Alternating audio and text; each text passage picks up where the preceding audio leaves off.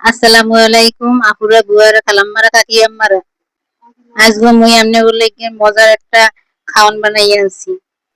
খাওনটা বানাইতে যত সহজ, খাইতে কিন্তু অনেক মজা। যারা ঝটপট মজার রেসিপি চান তারা এই ভিডিওটি দেখতে পারেন। এই রেসিপি বানাইতে বেশি কিছু লাগে না, ঘরে থাকা উপকরণ দিয়ে রেসিপিটা বানানো যায়। তো সবাই বানাইতে পারবেন। সবাই মনোযোগ দিয়ে ভিডিওটা দেখেন, তাহলেই বুঝতে পারবেন। এই রেসিপিটা বানানোর লাগে মুই লইয়ে দিয়েছি কতটি পাউরুটি। অনেক সময় পাউরুটি বেশি আনলে খাওয়ান হয় না, তারপর আপনারা কিন্তু এই রেসিপিটা বানাইতে পারেন। পাউরুটি গুলার কোনাকুনি ভাবে আমি কাটিয়ে নিয়েছি যাতে ত্রিভুজকার হয়, দেখতে সৌন্দর্য লেগে। আপনি এরকম সোজা ভাবে বানাইতে পারেন। এখন একটা কড়াইতে দিয়ে দিছি তেল। তেল গরম হয়ে গেলে এর মধ্যে পাউরুটি গুলা দিয়ে দিব। নিবু নিবু আছে, এই পাউরুটি গুলো আমি ভেজে নিছি। পাউরুটি গুলো ভাজতে একদম করকরা বানাই ফেলাইতে হবে। এই রেসিপিটা বানান কিন্তু অনেক সোজা। আপুরা আপনারা মনোযোগ দিয়ে দেখতে থাকেন। আর যারা মোর চ্যানেলটা এখনো সাবস্ক্রাইব করেন নাই, সবাই একটু সাবস্ক্রাইব করেন, একটা লাইক দেন। আপনাকে একটা লাইক আর একটা কমেন্ট আমার এই ভিডিও বানাইতে অনেক উৎসাহ প্রদান করবে।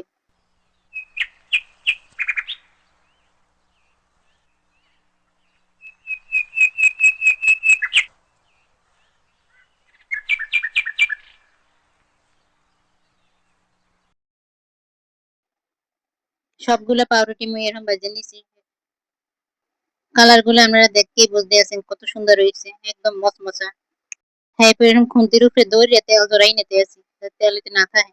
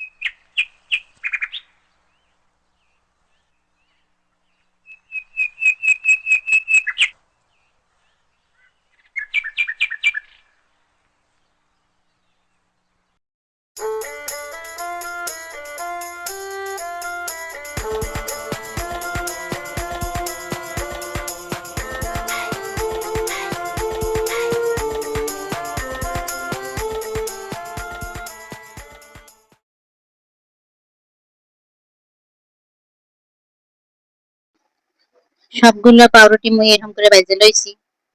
আপনারা চাইলে কম তেলেও ভাজতে পারবেন।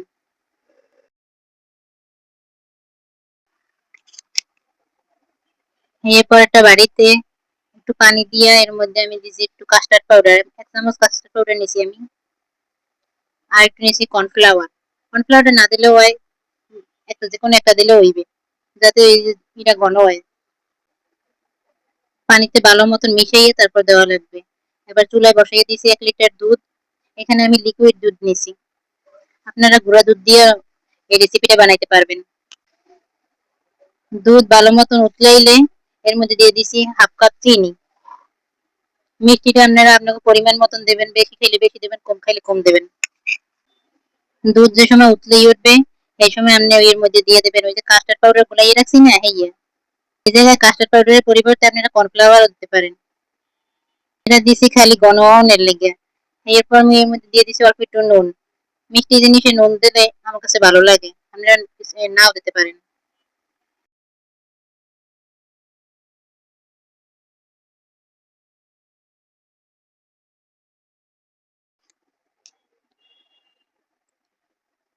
কাস্টার্ড পাউডার দেওয়ানোর সময় কিন্তু ডালতে হইবে একদিক দিয়ে, একদিক দিয়ে লাড়তে হইবে, না লাড়লে কিন্তু একদিকে দলা পেকে যাইবে, আস্তে আস্তে ডালতে হইবে।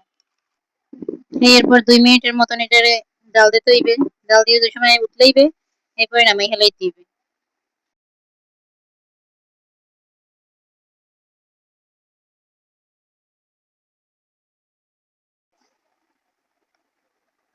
এই দেখেন দুধে বলক আইয়ে গেছে।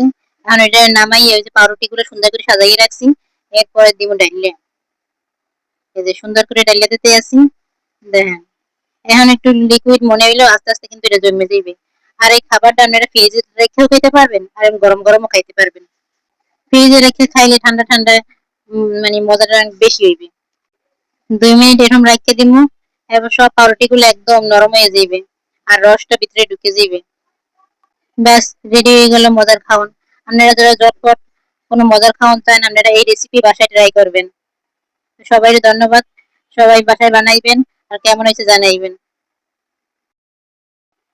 বেশি কথা কম না, আজকে এই পর্যন্তই। আপনারা সবাই সাবস্ক্রাইব করে পাশে থাকবেন। আল্লাহ হাফেজ।